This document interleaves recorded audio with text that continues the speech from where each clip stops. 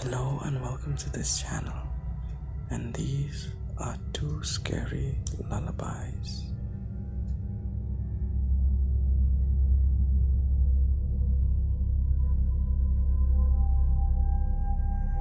James Mitchell, or Mike DeBardeleben, was an American convicted kidnapper, rapist, counterfeiter, and suspected serial killer who became known as the mall passer due to his practice of passing counterfeit bills in shopping malls bordering interstate highways across the US.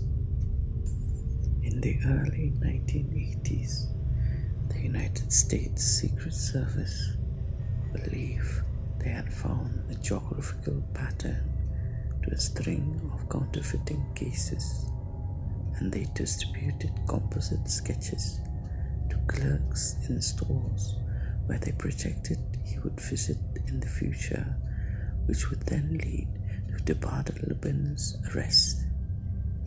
In his car, more counterfeit $20 bills were found, each labeled with the city in which they would be passed. During the search for the equipment with which the notes had been made, photographs were found depicting rapes and murders of women. The FBI profilers speculated that in the photographs where his face is seen along with the victims, he murdered the women and disposed of their body, whereas in photographs where he is hiding his face, he allowed the victim to live. DeBardeleben represented himself in court and was convicted of multiple crimes and sentenced to 375 years in a federal prison. In personality, DeBardeleben displayed marked schizoid and narcissistic traits, along with the symptoms of psychopathy. DeBardeleben was characterized as having a Jekyll and Hyde personality, whose demeanor could shift from affable to extremely cruel. He is an example of both sexual sadism and antisocial personality disorder.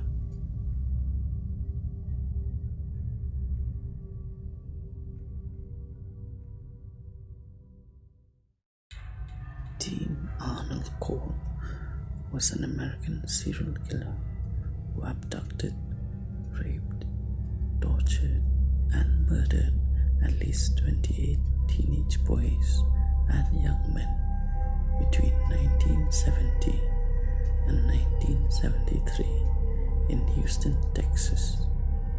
He was aided by two teenage accomplices, David Owen Brooks and Elmer Wayne Henley. The crimes, which became known as Houston mass murders, came to light after Henley fatally shot Corll.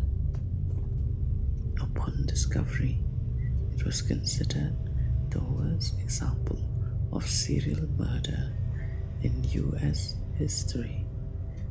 Between 1970 and 1973, Corll is known to have killed a minimum of 28 victims.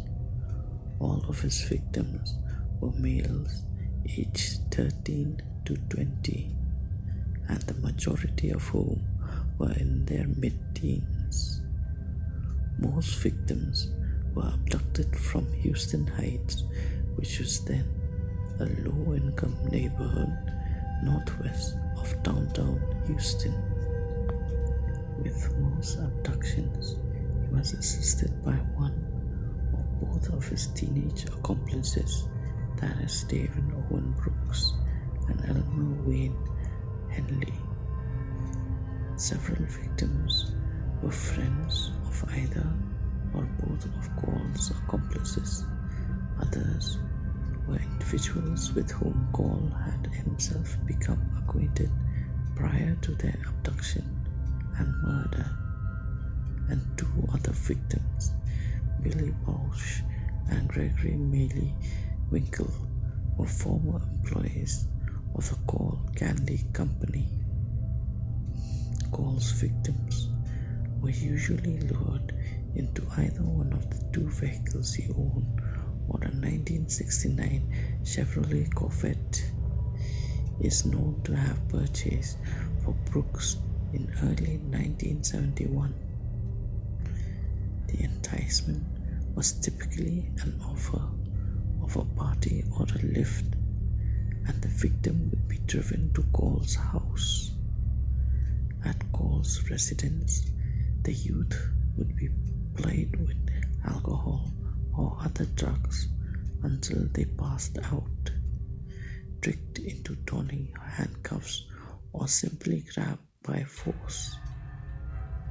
They were then stripped naked and tied to either Corll's bed or usually a plywood torture board which was regularly hung on a wall. Once manacled, the victims would be sexually assaulted, beaten, tortured, and sometimes after several days, killed by strangulation or shooting with a .22 caliber pistol. Their bodies were then tied in plastic sheeting and buried in one of the four places, that is a rented boat shed, a beach on the Boulevard Peninsula, a woodland near Lake Sam Rayburn, or a beach in Jefferson County.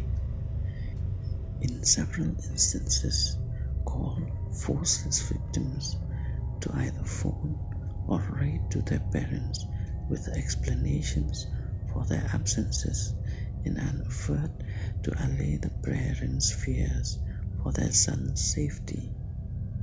He is also known to have retained souvenirs, usually keys, from his victims.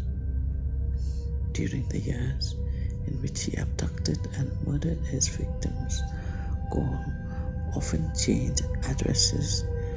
However, until he moved to Pasadena in the spring of 1973, he always lived in or close to Houston Heights.